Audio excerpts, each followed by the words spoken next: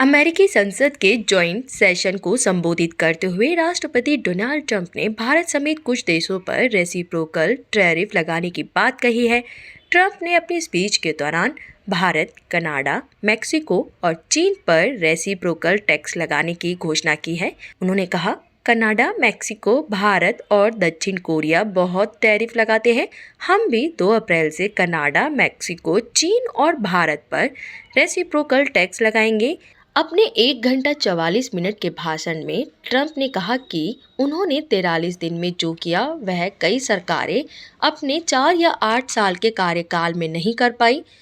चलिए अब आपको बताते हैं कि आखिर रेसिप्रोकल शब्द का क्या मतलब है और यह कोई देश किसी दूसरे देश पर कब लगाता है।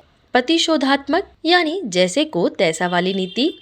इसे ऐसे समझिए कि रेसिप्रोकल टैरिफ का एक ऐसा टैक्स या व्यापार प्रतिबंध है जो एक देश दूसरे देश पर तब लगाता है जब वह देश भी उसी तरह का टैक्स या प्रतिबंध पहले देश पर लगाता है। मतलब अगर एक देश दूसरे देश के सामान पर 100% टैक्स लगाता है तो दूसरा देश भी उसी तरह का टैक्स लगा सकता है। किसी एक देश को ज्यादा फायदा ना मिले इसलिए रेसिप्रोकल टैक्स लागू किए जाते हैं। दोनों देश समान टैक्स लगाने पर सहमत होते हैं। ऐसे में कोई भी देश अनुचित लाभ नहीं ले सकता। इसकी मदद से तमाम देशों के साथ व्यापार संतुलन बना रहता है।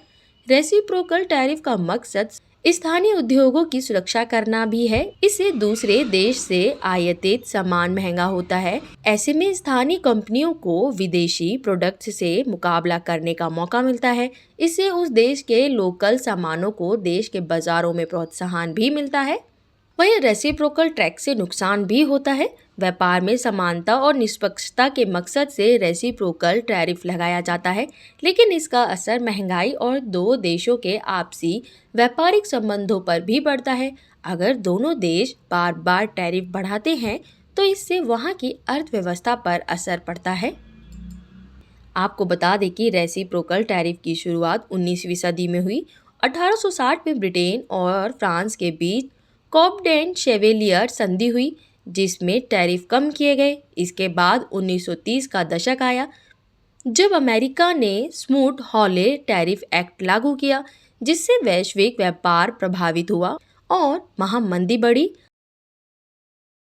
इसी तरह की खबरों के लिए बने रहें हमारे साथ। चैनल को सब्सक्राइब करना ना भूलें। बुलंद भारत।